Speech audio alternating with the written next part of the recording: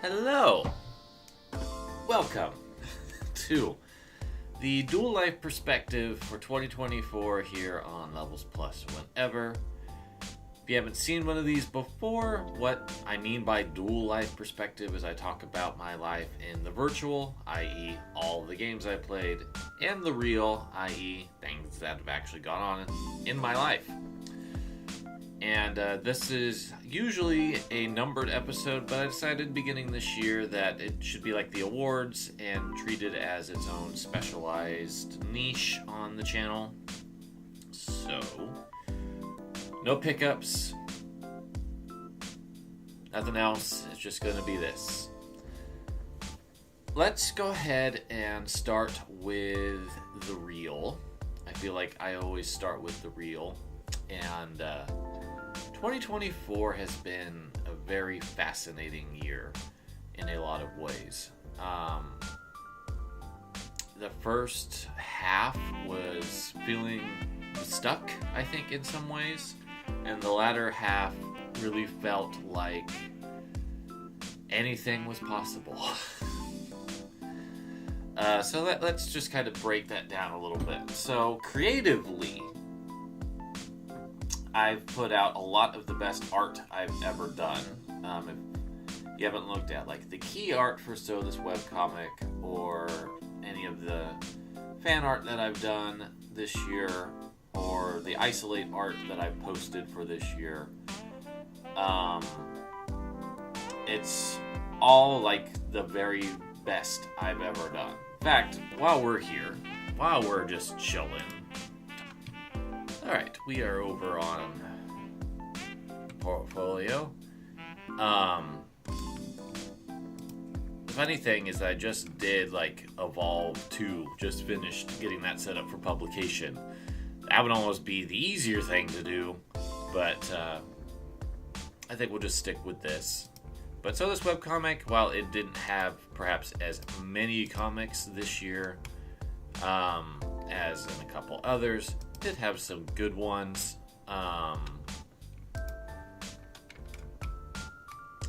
That I enjoyed making. But I think like for So, the really big thing that happened with it was the key art updates. Getting brand new key art for all of the main characters. So Alexia, Ben, Bridget, Brian, Chad, Claire, Dave, Janelle, Jenna, Jose, Kinio, Kristen, Christ, Marie, Mike, Priya, Shauna, Shinobu, or she, Soya, Takara, Trent, and Viviana. Those were all really, really fun. I'll just shine the spotlight on these two because they happen to be conveniently here. This Grease piece that I did, I really like a lot. I really feel very strongly about this one. It taught me a lot about using different styles of artistic expression because this was a watercolor brush. And I'm really excited to take those lessons into art moving forward. And then, of course, the Evolve 2 cover here. I love this picture of Claire. I really do. And that, I think, is one of the best pieces of art I've ever done. I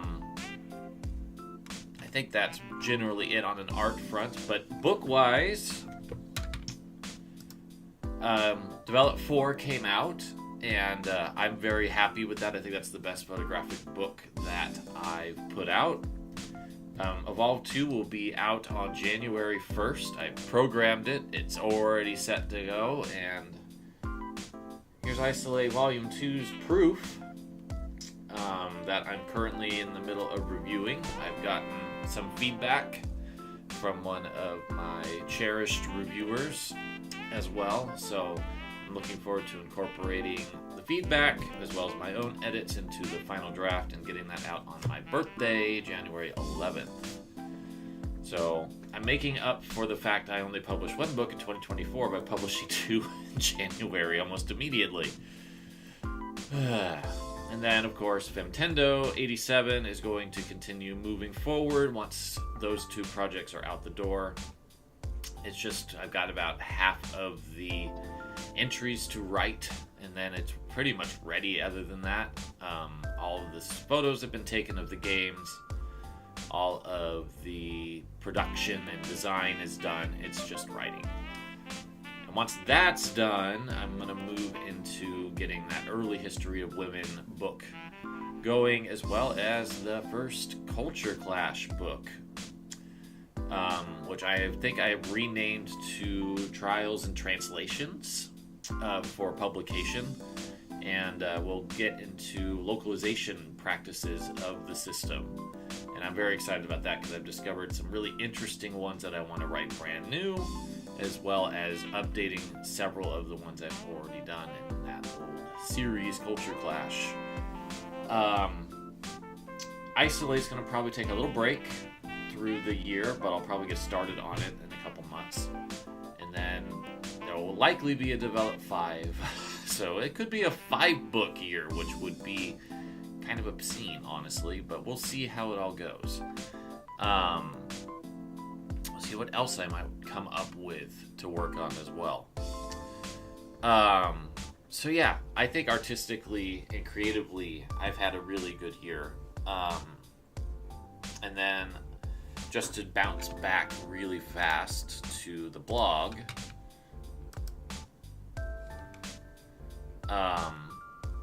I was interviewed on a website called Bold Journey.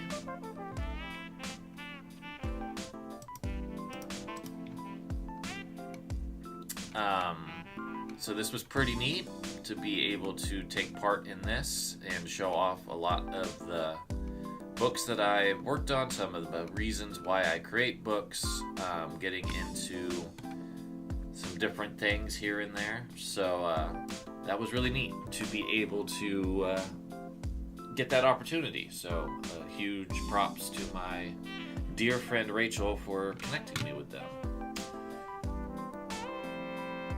Outside of art and books and creativity and things, work has been strange and wild. I switched offices midway through the year, so now I am in a completely different place than I was at the beginning of the year, and I love where I'm at. I'm not going to get into specifics because I get enough random things as it is. But I love my new team. I love the work that we do. I feel at home in this office. I feel like this is where I should be.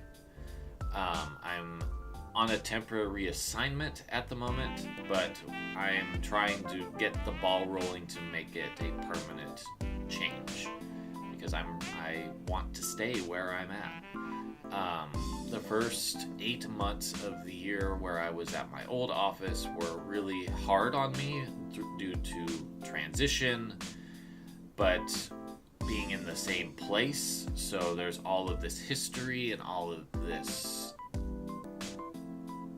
built up expectation that has shifted drastically with personnel changes that I had a very difficult time adjusting with, and I feel like my old office, I was becoming a satellite to the general planet that was the work in that office. And that's not a great place to be, to feel so separated and just like spinning around. I feel like my old office with new personnel in my place is doing much better because they were able to come in without any of that history and just go with the flow a lot easier, I think.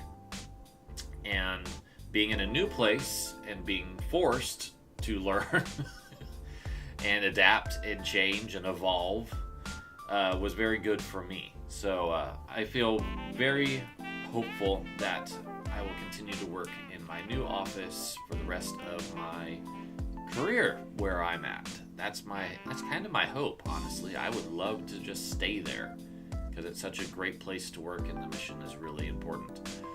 So that's good news on that front. politically, things have gone to hell.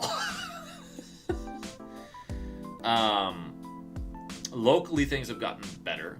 The conservative grip on everything loosened up where I live, finally. It's a little bit more even.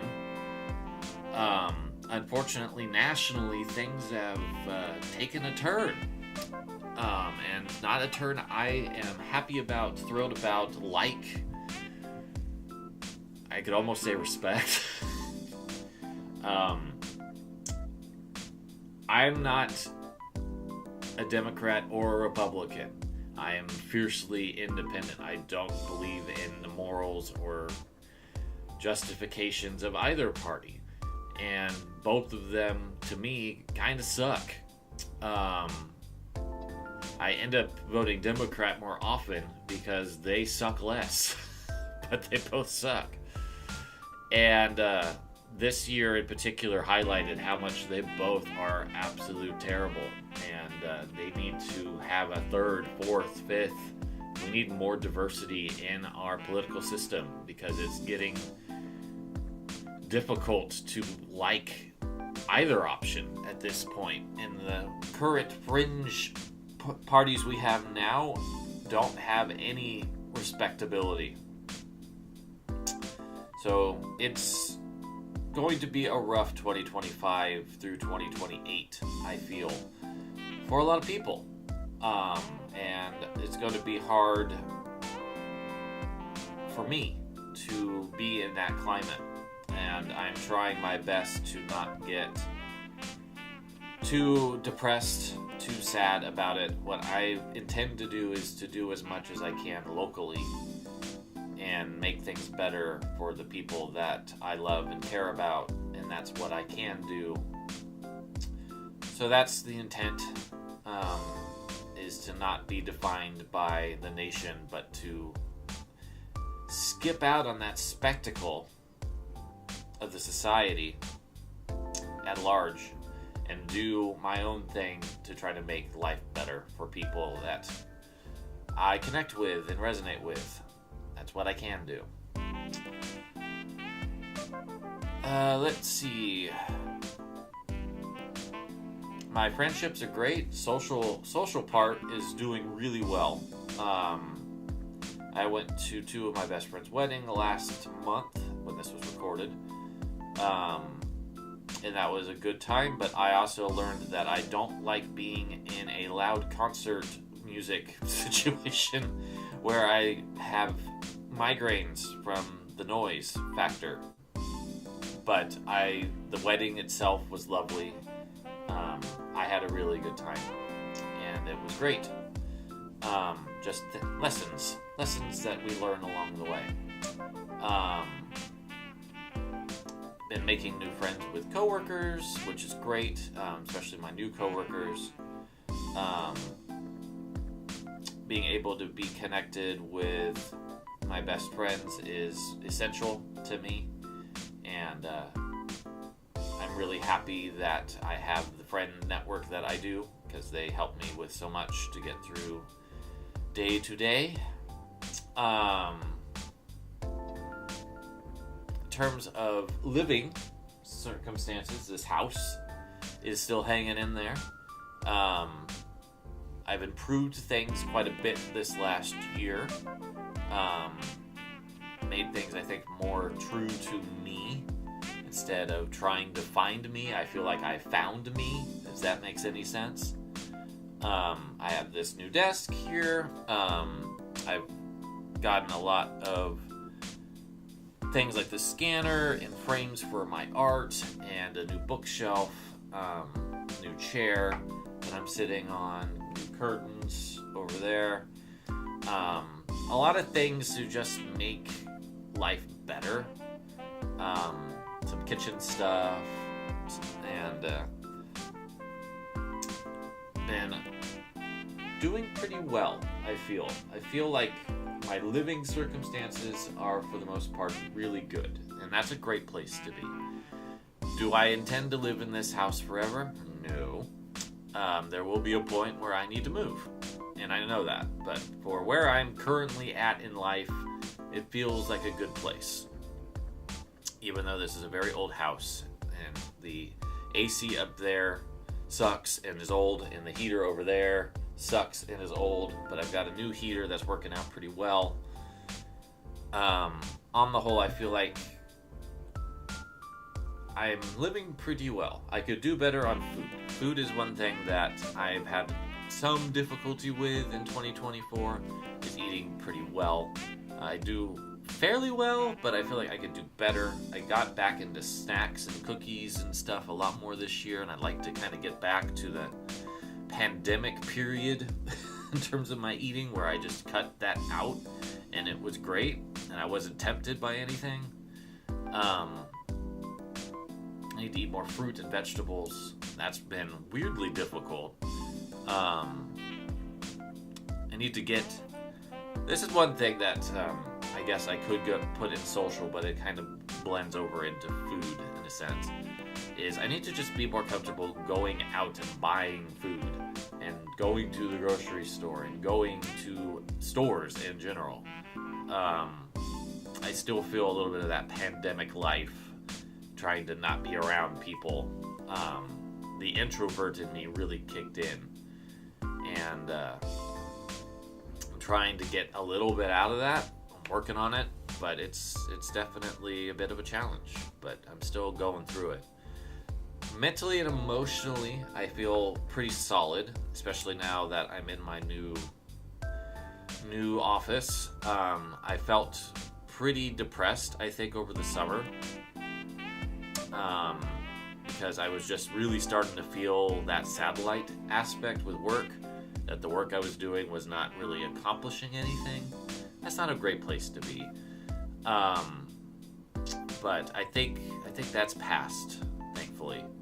And I don't really feel depressed at this point. I feel pretty positive in a lot of ways, which is good.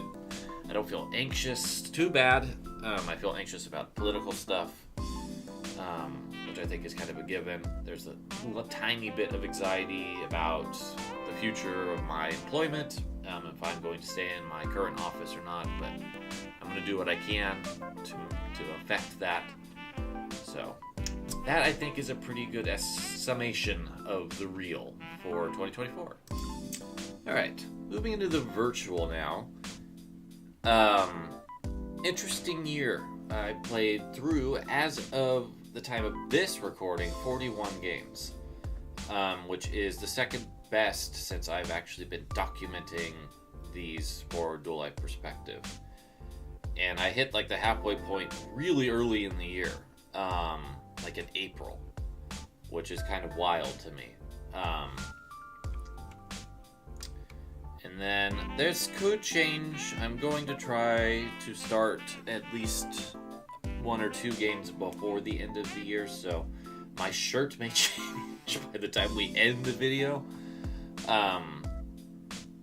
if I actually get through anything else. But I feel like, for the most part, I got through the games I really wanted to this year, as well as some surprises. So let's go ahead and dial back to the beginning of 2024 with January's 6 games that I got through. Mystic Warriors from Konami was the first game I beat in the year. I just got a few arcade archives and some stuff on sale, so I decided to go through quite a few of those. Mystic Warriors was the best of those 3 games by a long shot. It actually hit top 110 status, although it's about to drop off. But it's probably one of the best run and guns that I've played,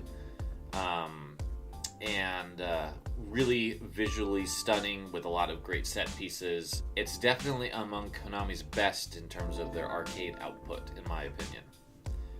Dark Adventure. This is an interesting one. It's not quite a run and gun. It's more Gauntlet-like than you might expect, but it's also not Gauntlet-like. It's kind of hard to describe it. But it's a perfectly fine video game. It's a little too obtuse for its own good, but I enjoyed it. I didn't hate it. Thought it was pretty solid. Osbin or Cannon Dancer, finally came out of the arcades after a very long time. This was through In and Kaika. I can't quite remember how to pronounce their name.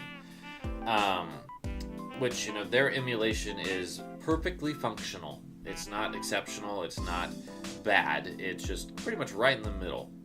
And Osmond's a very good Strider follow-up, but it doesn't quite match the scope and spectacle of Strider. And it's also really, really freaking hard. I had to actually turn cheats on because it was just like I was dying constantly. But I'm glad that I played it. I heard a lot about it for quite a long time, so it was nice to actually see what it was about.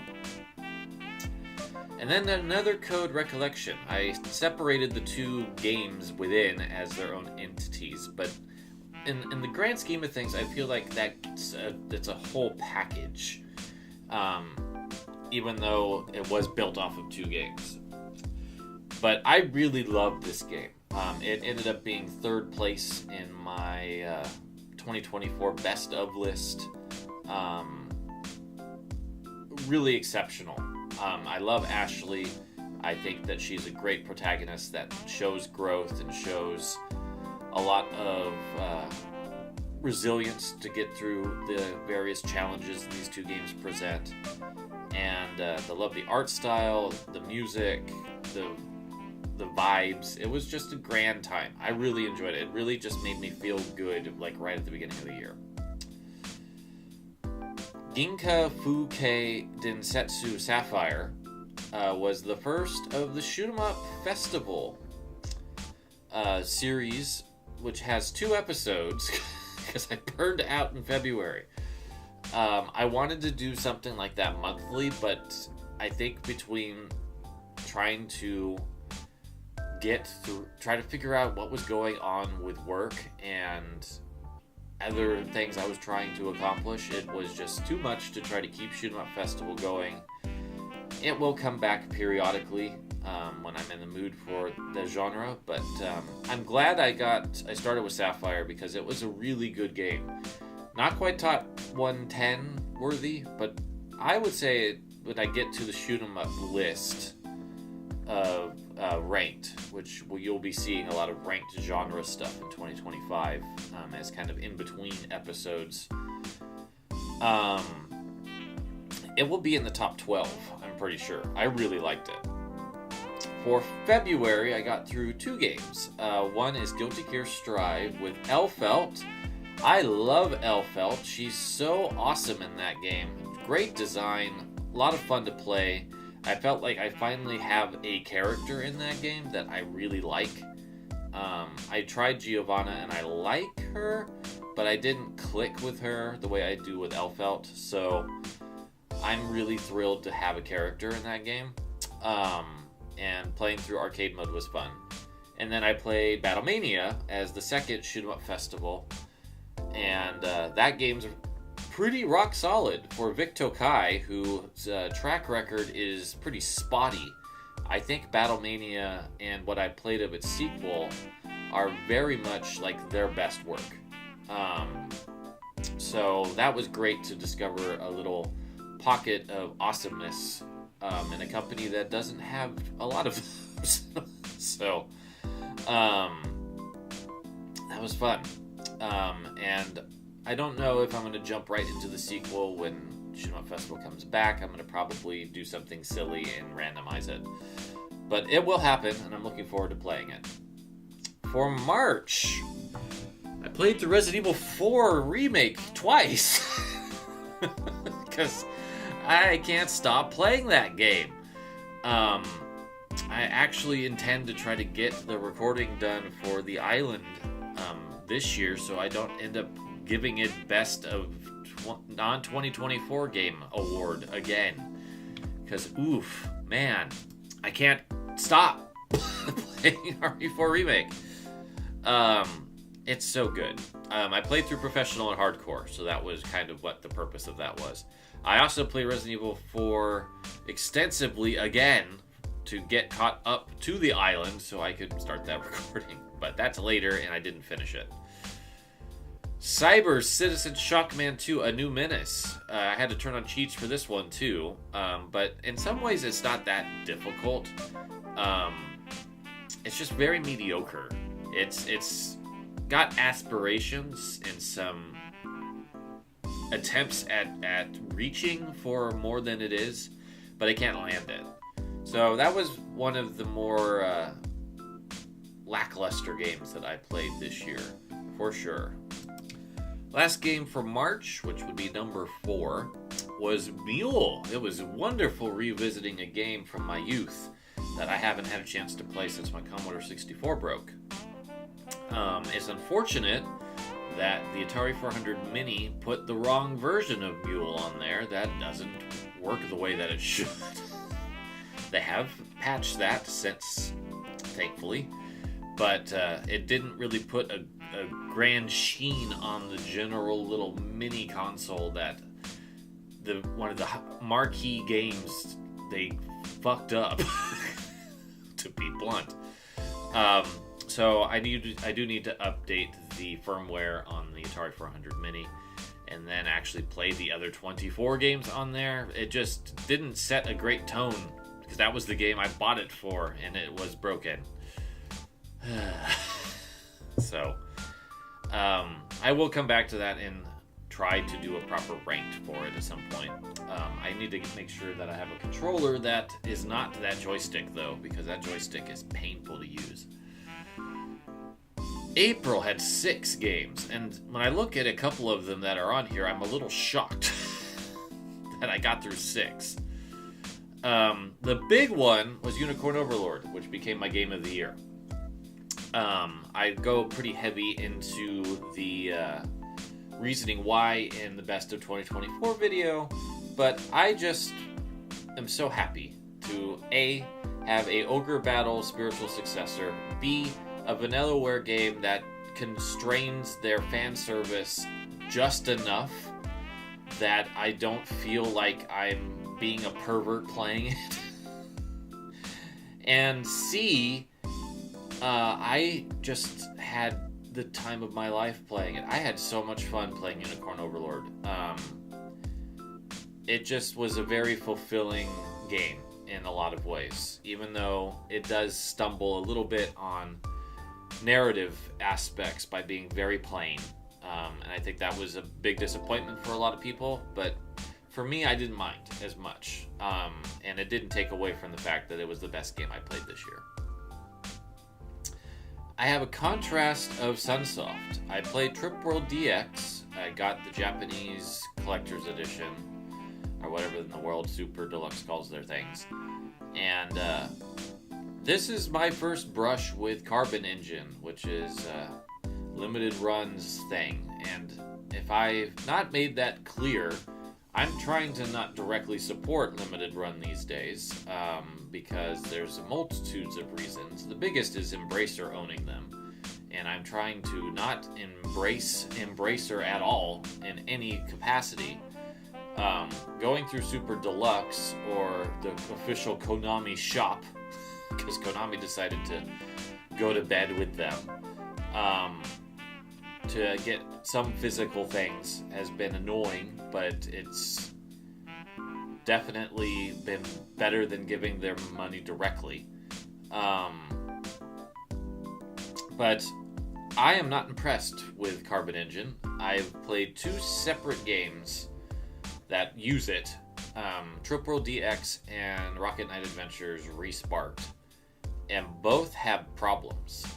Trip World DX, the color version, backgrounds don't work right. They actually cover up our little cute little rabbit guy, who's Yumakaro, whatever his name is. And like if you go into the water tile in the background covers the foreground. What is going on with Carbon Engine? And why did this game ship like that? Did they just not play it?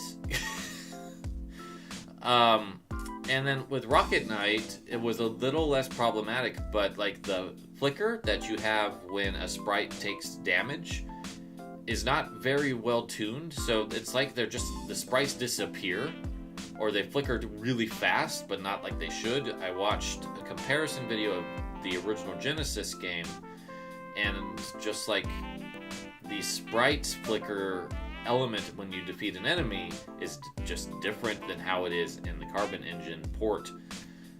So I think I am not buying any other Carbon Engine games because it's trash and they're not fixing it. They aren't giving any fucks to fix it. I could probably throw Trip World DX back into my Switch and it's gonna still have the same problem with the color mode. And that was what the big deal was for that release, was the color mode. So, much better was City Connection's port of Gimmick, another Sunsoft game. And that one was not frustrating for emulation reasons. That was emulated extremely well. It's just really hard and technical. I got the normal ending. I'm not going to try to get the true ending because my hands were cramping by the time I got done with that game trying to actually beat it. Thankfully, it had rewind and save states. But I'm feeling it in my wrist right now just thinking about some of the stuff they want you to do. Lovely game, though. Absolutely lovely game. I enjoyed it greatly. And I think it ended up in my top 25 NES games. Another great emulation was Time Gal through the Taito Laserdisc collection. That turned out really nicely and was a lot of fun to experience one of the icons of the Laserdisc technology back in the day. I think that Time Gal is cute and charming. It's fan servicey, yes, but I think that on the grand scheme of things, it was a different time in the 80s, so it wasn't quite as skeevy. It was presented in a different format. Still a problem, but it's better than just the sheer sex appeal vibe that the 90s and the 2000s kind of ran with similar ideas. But it was fun.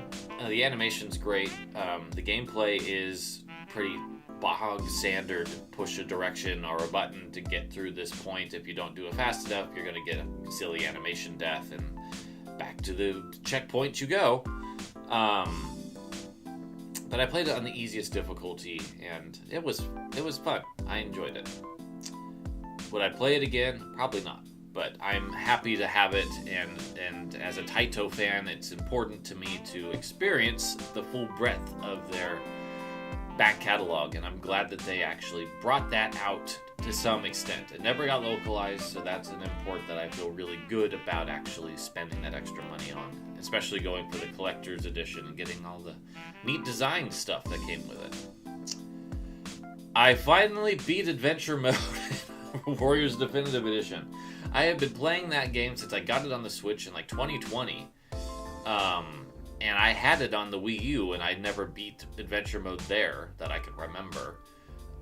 So it was nice to finally check that box and get credits on that. I've got quite a bit more to do in that game. There's so much content in that game. But I feel really fulfilled that I finally did that. I also beat Tekken 8 on story with easy mode on.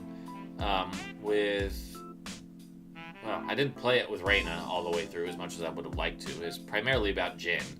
But it was good. I enjoyed it. I like Tekken 8. I made a video about the fact that I finally like a Tekken game. It's wonderful. The first DLC season has done nothing for me at all, though. So I will be waiting for that to go on sale. But that's the thing. I don't have a strong Tekken presence. I don't really care about Tekken characters. So, Reina's pretty much she's already in the game. So they're going to have to do a lot to impress me to purchase DLC for it, which is kind of a nice place to be with a fighting game. Because Street Fighter and King of Fighters, and I know City of the Wolves, when it comes out, it's got me already. It's unfortunate for me. But it does. All right, we had 4 games in May. Tachia, lovely game, entered the top 110 a little later than I anticipated, but I recorded a video on that one. So I will just kind of let that stand and just say that on further rumination, I really felt that it deserved a spot in the top 110 because what it was doing was really unique and clever, and I love Tachia as a character, and it was a really wonderful opportunity to experience that culture. Untitled Goose Game. I adore this game solo, but I finally got a chance to play it with one of my besties, and she loved it so much that she actually bought it for her kids, and her kids now love it. So my heart is full. I feel like I have done something wonderful by introducing that. I'm going to skip ahead slightly and also say that Little Kitty Big City also kind of did the same thing. She ended up watching me play a bit of that, and then she bought it for her kids, and they also love that game. So my heart is full. I love sharing the joy of video games with people. Little Kitty Big City was a fantastic game. I really enjoyed that a lot. If the competition was a little less fierce, it probably would have been in the top 3, but I think it's slotted into like number 4 in terms of games that are not DLC that came out this year. I really like that game. I really enjoyed it. The cat is very cute, and the fact that you get to give it a name at the very end, I guess that's a spoiler, but I won't spoil anything else. I was able to make it into Flavia, which was great. So she's her in a game. There's a bunch of hats and stuff that were just really adorable. I really enjoyed that game a lot. It was a little rough around the edges at launch, but it's been patched quite a bit, and it's really great. Highly recommend it if you haven't picked that up yet. And the last but not least is a King of Fighters game. I needed to get some frustration about King of Fighters 13 out of my system, because I think I also played that around this time and got too annoyed to even finish arcade mode in it. So I went to 2002 Unlimited Match, the Ori, Mary, Leona team, and had a lot more fun. I still prefer 99 and 11 over the Dream Match games, but I do like 98 and 2002, and I just got 2002, so it was nice to actually get Unlimited Match and fully get the full experience with all of the extra characters and content that they've added over the years. For June, there was 3. Aggressors of Dark Combat. Apparently I was still in an SNK fighter mode, so I decided to give that a run with Cassera on easy. And it's an interesting game. I don't think it's a great game. I think it's perfectly fine. But I liked it, but it's got some interesting mechanics that some I like and some I don't. And I think the ones that I don't overpower the ones that I do. So it's fine. Virtua Fighter 5 Ultimate Showdown. I played Vanessa for the first time. I played through it on very easy because I haven't played Virtua Fighter in forever. Virtua Fighter 5 is great. I still think that the nostalgia factor of 3, 2, and 1 overpower the new ones, but I do have to say that I'm excited about the future of the series now that we actually are getting a proper sequel after 15-ish years. That's great. So I really am excited to see where Virtua Fighter goes. But I enjoyed visiting 5. I just don't know if it's a favorite or not. And then Perfect Dark came out on the N64 NSO app. And it wasn't perfect. I think it's been patched a bit since then. But I played through Combat Simulator and had a wonderful time. That's really my jam, is playing through all that. And I unlocked everything. I have character costumes and stuff to unlock through single player, but I got all the goodies in the combat simulator challenges, so I feel really good about just that's done.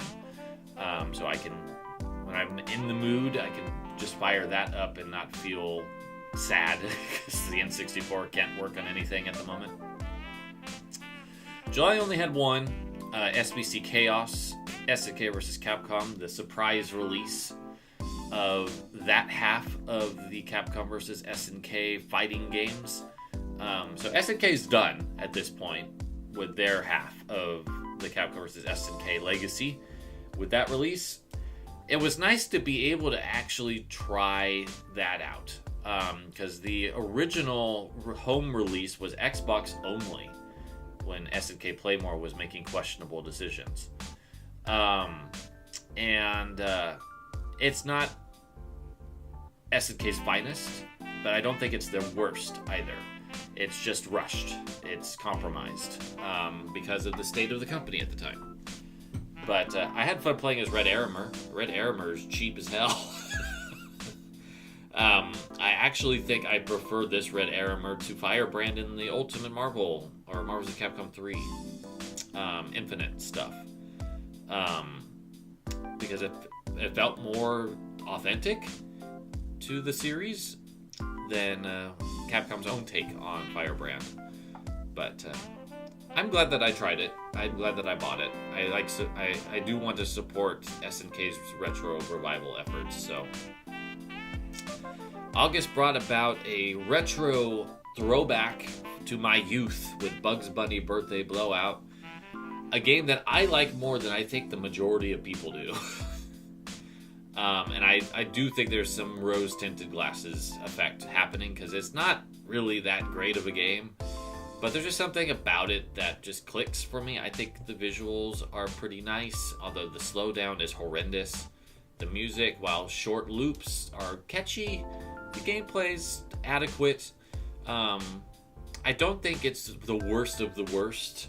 I think when Jeff Gerstmann got to it for his NES list that he's doing science to, it's pretty freaking low on the list, and I disagree, but that's fine.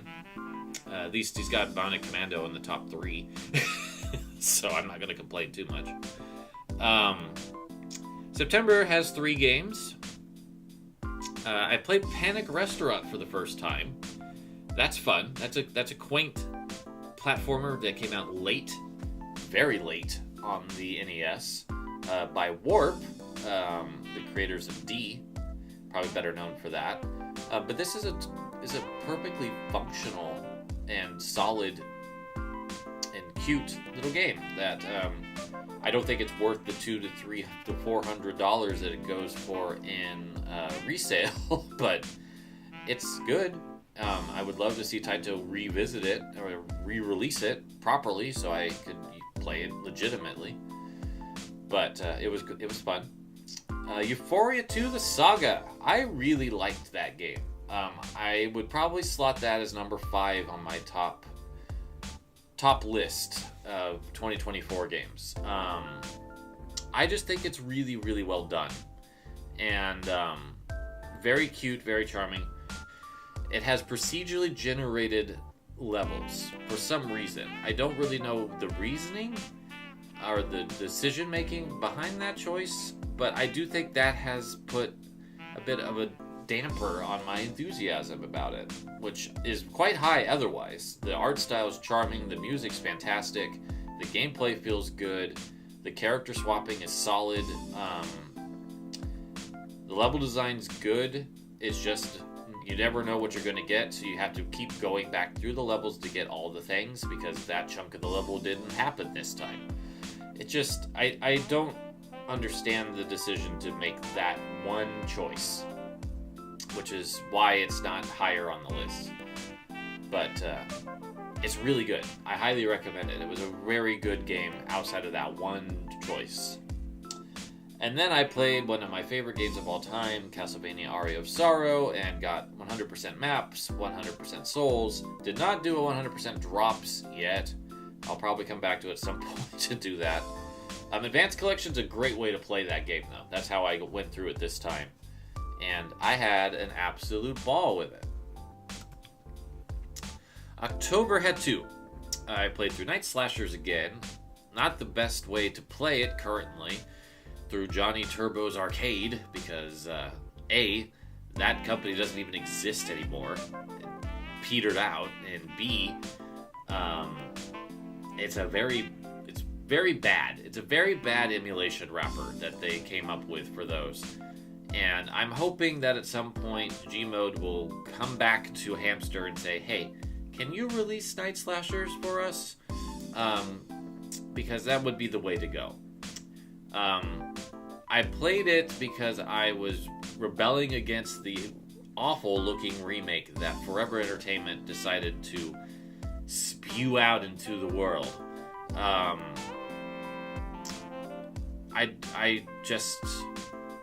don't understand them. I really don't. The original game, though, is fantastic. Highly recommend playing that if you have not played Night Slashers. Just probably not through Flying Tiger Entertainment or whatever they're trying to hide themselves as these days. And then Legend of Zelda Echoes of Wisdom. The game that missed the top 5 of my Game of the Year, which is surprising because everything about that game should have solidified it in the top 3 or a Game of the Year contender. But there's just some design choices that were made that I think hurt the game on a substantial enough level that it fell out of a top 5 position. Namely, the vestiges of the protagonist being Link originally remain in the game, and you can feel it. There's too much reliance on Swordmaster mode instead of Zelda mode to deal with bosses and just to get through enemies quickly. I would have loved to have Zelda just not turn into Link at all and be able to fight perhaps with magic outside of just creating echoes. But Nintendo decided to just leave the leak elements in the game, and I think that was to the detriment of the entire premise of the mechanics. And the horrible sorting system for echoes. I cannot fathom why they thought a singular line was good enough. Of everything. There's 100 plus echoes in this thing. A singular line with no columns, no ability to favorite things. You just have to hit the sort and pray that it comes close to what you want. There's so many echoes I just didn't use because I didn't want to go hunt them down in a singular line. Those 2 choices really hurt Echoes of Wisdom for me, which is a shame because Zelda finally got a chance to be a protagonist in a mainline Zelda game. That is worth celebrating. It's just unfortunate that they couldn't let Zelda be Zelda fully. They had to shove Link in there, and that they couldn't let her powers of echoes actually be something fun to sort through and experiment with easily. You have to work around the Nintendo way of doing it, and sometimes that backfires. And I feel like with Echoes of Wisdom, it backfired horrifically. Great game. Don't get me wrong, the dungeons and the exploration and the visuals and the music and everything else is exceptionally well done outside of the frame rate. Switch 2, please come and fix the frame rate problems. But those 2 choices of how the game's design functions for the player, I think are bad, and it hurt the game for me. There's more in the review on the blog if you want to read it in more detail. November was Marvel vs. Capcom month. I played through X-Men Children of the Atom, Marvel Superheroes, X-Men vs. Street Fighter, Marvel Superheroes vs. Street Fighter, Marvel vs. Capcom, and Marvel vs. Capcom 2. All 6. Yeah, it's backwards for you. There we go. All 6 of those with a lot of good feelings. Even Marvel Superheroes vs. Street Fighter, the weakest game because it's lazy, but it's still fun. Those 6 games are fantastic, and the Punisher I'm sure is as well, and I'll get to it next year. But that compilation is like the best compilation Capcom's put out, and that's saying a lot because they put out a lot of compilations. I just think that is a splendid game, and I can't wait for Fighting Collection 2 next year. It's going to be awesome. I also got hooked on Vampire Survivors thanks to the Castlevania DLC that they dropped. Apparently that was all I needed to just go whole ham on that. And I had a really good time. I got the basic ending. I had to cheat a little bit because I was getting a little tired of trying to go through the original game to get the thing that I needed to evolve the thing that I needed to get the character that I needed to get the final character I needed. So I did cheat a tiny bit and use some cheat codes once I had the ability to put in cheat codes. This game just is clever with how it hides everything. It's phenomenally good though. I really enjoyed the time I spent with that game, and I have a lot more to do still. There's a lot of characters to still unlock, so I'll be getting back into that in 2025, I'm pretty sure, to continue the Castlevania Love Fest, but I am just floored, and I'll let the best of 2024 talk go from here. For December, we got 2 games as of this exact moment.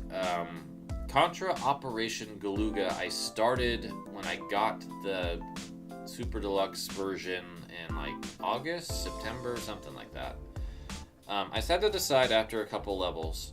I wasn't quite in a run and gun mood.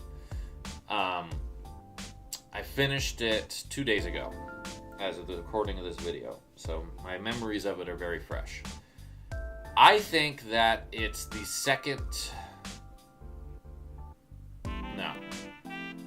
third best Contra game, behind the Famicom original and Hardcore for the Genesis. Do I want it to be 2D instead of 3D? Hell yes, I do. That unfortunate thing about WayForward's 3D games continues to be a problem.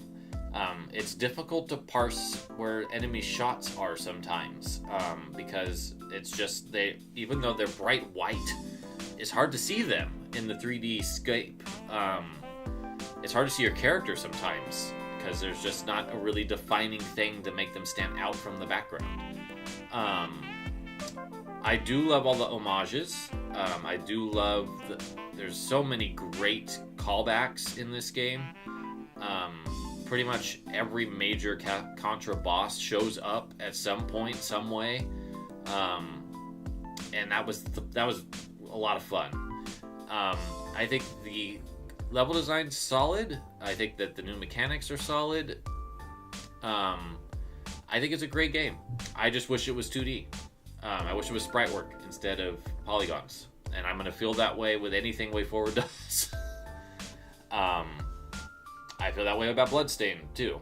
I wish it was sprite work.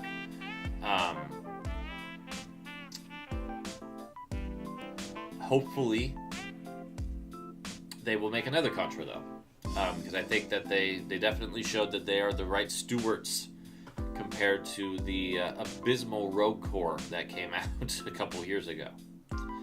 And last but not least, as of right this second, is Neva, which I just finished yesterday. And I don't want to get into it too much here, but it is my number 2 game of the year. I want to record a Levels Plus Whenever episode all about it. That will probably come as episode 121, because I've already got 120 mostly edited, so I don't want to necessarily hold that up any longer. But I really want to do some dissecting of Neva, and just really contemplate what it was doing. I will say that it's a phenomenally good game. It is not as earth-shaking as Grease was for me, but I decided it's a top 30 game. So it's extremely good. It's extremely good. Excellent follow-up. It's just not... It didn't resonate with me the same way Grease did, and very little will. Because Grease is my 4th favorite game of all time. It takes a lot to get up there. So... But I will record a separate video all about that, but just know that Grease is fantastic. Grease is fantastic. Neva is also fantastic. Support Namada Studio. They're putting out some of the most beautiful, emotional video games in the industry, and I love them. I love that company so much.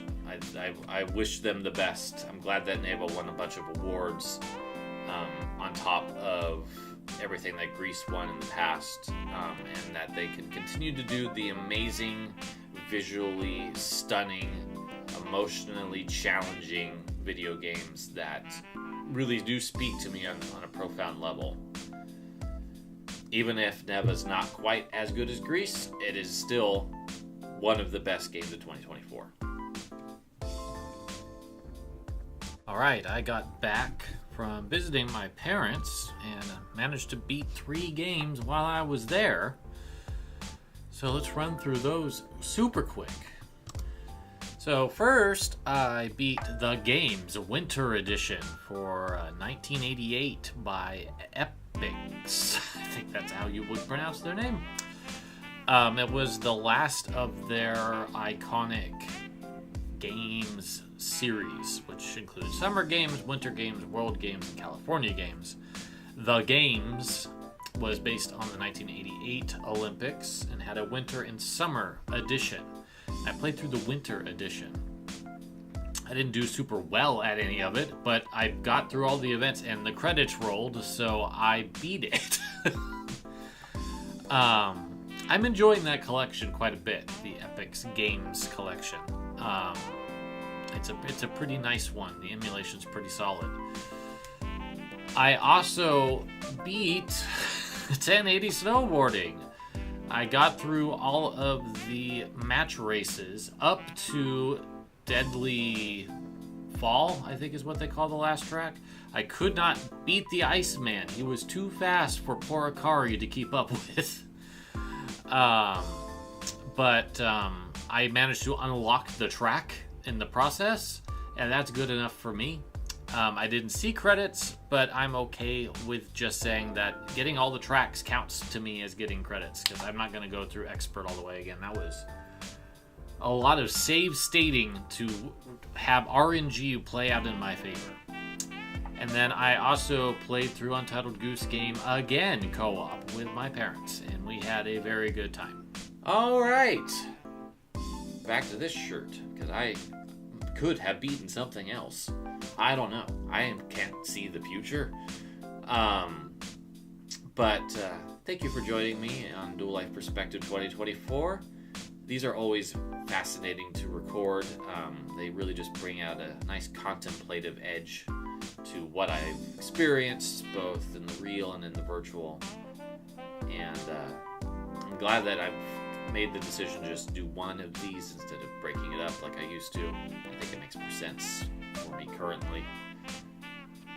There's so much happening in 2025, I gotta tell you, in terms of Levels Plus stuff. We've got 2, possibly 3 books, as I said earlier, under the Levels Plus branding.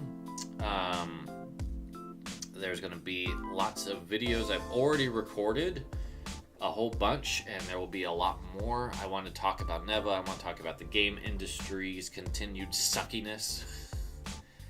I want to talk about the Switch 2 and the retrospective of the Switch as a whole. You're going to get a little teaser of that as the next Levels Plus Whenever episode, as we build to that eventual Switch 2 reveal. I'm feeling really good about 2025 outside of politics. Which shouldn't be surprising considering how shitty it is. But we'll not digress down that rabbit hole again. We already talked about it. I will see you in the next episode. Have a happy new year, and may things go well for you for the first few weeks of this going to be interesting year. Take care.